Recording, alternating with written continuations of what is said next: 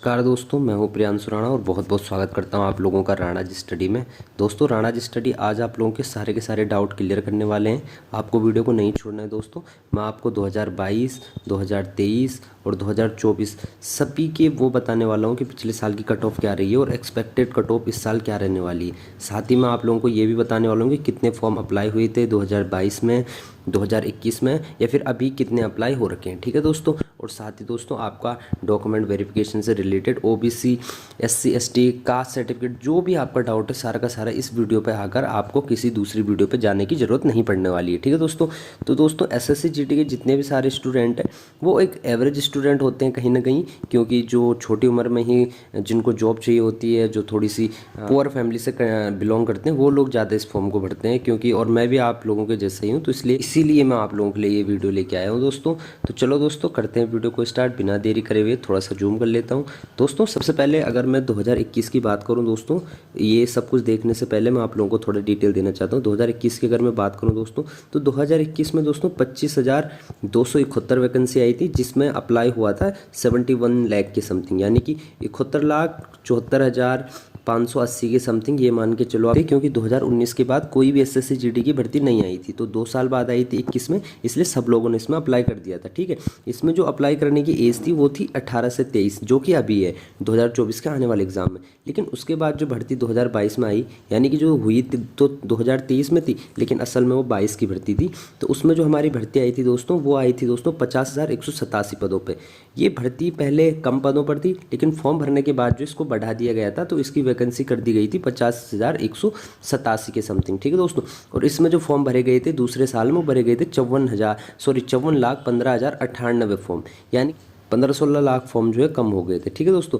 ये क्यों भर्ती, ये फॉर्म कम क्यों हो गए थे दोस्तों? क्योंकि जिस टाइम पे 71 लाख वैकेंसी भरी गई थी, उस टाइम पर जो कट ऑफ आपकी जाने लग गई थी दोस्तों, वो 135 से 140 जाने लग गई थी। ये मैं नॉट रिजर्व, यानी कि जो जनरल कैटेगरी से आते हैं उनकी बात कर रहा हूँ। ठीक है दोस्तों।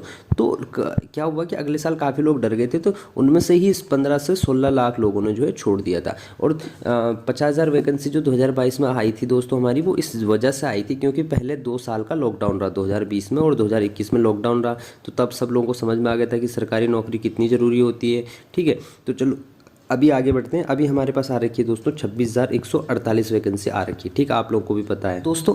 इस बार जो कट ऑफ जाने वाली है, जो माना जा रहा है कि इस बार कट ऑफ लगभग कितनी जा सकती है दोस्तों, तो इस बार कट ऑफ जा सकती है दोस्तों, अगर आपकी जाएगी जनरल की, तो 125 से लेकर 135 के बीच जाएगी।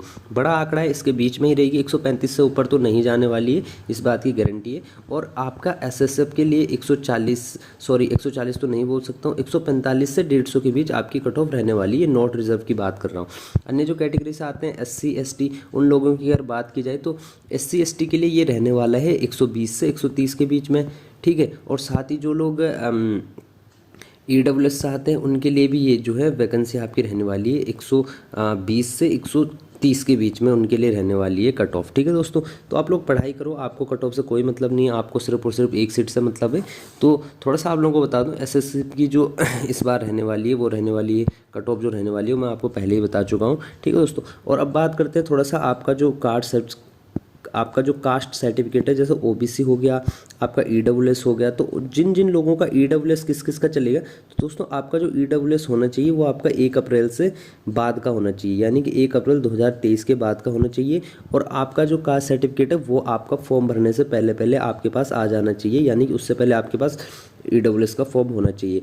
बात करें ओबीसी की, तो ओबीसी दोस्तों जिसका स्टेट ओबीसी है वो नहीं चलेगा। आप अपने ओबीसी के ऊपर देख सकते हो, अगर उसमें लिखा हुआ है भारत सरकार द्वारा जारी, या फिर भारत सरकार ऊपर टॉपिक में लिखा हुआ है, तो आप लोग समझ जाना कि ये हमारा सेंट्रल ओबीसी है, तो वो आपका सेंट्रल ओबीसी हो जाएगा। थोड़ा सा एससी लोगों की बात करता हूँ, एससी एसटी कैटेगरी से जो बिलोंग करते हैं दोस्तों, एससी एसटी कैटेगरी से जो लोग बिलोंग करते हैं, उन लोगों को थोड़ा सा बता दूं कि आपका जो कास्ट सर्टिफिकेट है उसमें आप थोड़ा सा ये जरूर देख लेना कि आपका जो एससी एसटी सर्टिफिकेट है वो स्टेट से है या फिर सेंट्रल से है। अगर सेंट्रल से नहीं है, तो आप तहसील में जाकर पटवारी या फिर लेखपाल जो भी वहाँ पे बैठता है ना, उसका स्टाम्प और मोहर उस पर लगा देना, तो वो पूरी तरह से जो है फिर सेंट्रल का माना जाएगा। ठीक है दोस्तों। और साथ ही दोस्तों थोड़ा सा बात कर लो, आपका जो डोमिसाइल होगा, मतलब जिस स्टेट से आप बिलोंग करते हो उसका भी जरूर डोमिसाइल अपने पास रख देना कि आपने जिस स्टेट से फॉर्म भरा है, आप जिस स्टेट के रहने वाले हो, उसको लिए कुछ स्टेट में उसको स्थायी निवास बोला जाता है, कुछ में मूल निवास बोला जाता है, इस तरीके से बोला जाता है। और कहीं कहीं एड्रेस प्रूफ भी बोला जाता है कि आपका एड्रेस कहाँ का है, उसका एक सर्टिफिकेट आता है, वो सर्टिफिकेट अपने पास जरूर रख देना। और थोड़ा सा इस पर नज़र मारते हैं दोस्तों, ये पिछले साल का है दोस्तों, ये एनसीबी के बारे में है। एक मिनट दोस्तों मैं थोड़ा सा देख लूँ, ये 2022 की कट ऑफ है दोस्तों, जो आपकी एनसीबी की गई थी दोस्तों। एनसीबी यानी कि ये एसएसएफ से भी ऊपर की पोस्ट होती है। तो एनसीबी में आपका जो कट ऑफ रही थी दोस्तों, वो रही थी 135 रही थी, 136 रही थी लास्ट कट ऑफ ईडब्ल्यूएस की, 127 एससी की रही थी, एसटी की 123 रही थी दोस्तों। ठीक है, एसटी की 123 रही थी, 71 रही थी आपकी ईएसएम की, और ओबीसी की आपकी 137 रही थी, 139 आपकी यूआर की रही थी। ठीक है दोस्तों। थोड़ा सा आगे देख लेते हैं, आगे इसमें कौन सी पोस्ट के बारे में बताया गया है। एसएसएफ के बारे में बात कर देते हैं दोस्तों। मैंने पहले ही बताया था एसएसएफ की जो पोस्ट रही थी दोस्तों, वो 132 पे यूआर की रही थी, क्योंकि उस टाइम पे एसएसएफ में काफ़ी ज़्यादा पोस्ट भी आई हुई थी। ठीक है, 130 रही थी ओबीसी की, एसटी की रही थी 112, एससी की रही थी 115, ईडब्ल्यूएस की रही थी 128। ये डिपेंड करता है दोस्तों कट ऑफ की किस कैटेगरी से कितने फॉर्म भरे गए हैं, उस चीज़ पे ज़्यादा डिपेंड करता है। ठीक है दोस्तों। थोड़ा सा दोस्तों एसएसएफ की बात कर देते हैं दोस्तों। ये पिछले साल से पिछले साल का है। ये मेल कैंडिडेट का है दोस्तों, और जो ऊपर था वो फीमेल कैंडिडेट का था। ठीक है दोस्तों, माफ़ी चाहूँगा पहले नहीं बताया आप लोगों को, क्योंकि थोड़ा सा इसमें स्क्रीन छोटी होती है ना, तो साफ साफ नहीं दिख पाता है।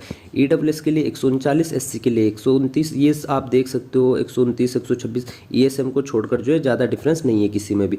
ईडब्ल्यूएस, ओबीसी और जनरल में तो कोई डिफरेंस ही नहीं रहा, एक एक नंबर का डिफरेंस है। और आप लोग देख सकते हो कि यूआर की क्या वो गई है, मेल कैंडिडेट की 142 गई है, यानी कि आप लोगों को पहले ही बता चुका हूँ 140 से 145 के बीच में अगर आप स्कोर करते हैं तब जाके आप लोगों को एसएसएफ मिलने वाला है।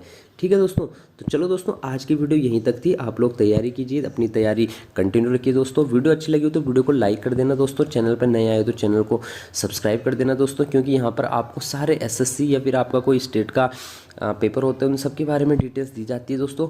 बहुत जल्दी मिलते हैं एक नई वीडियो में, तब तक के लिए दोस्तों good bye, take care and all the very best आपके अपकमिंग एग्जाम के लिए।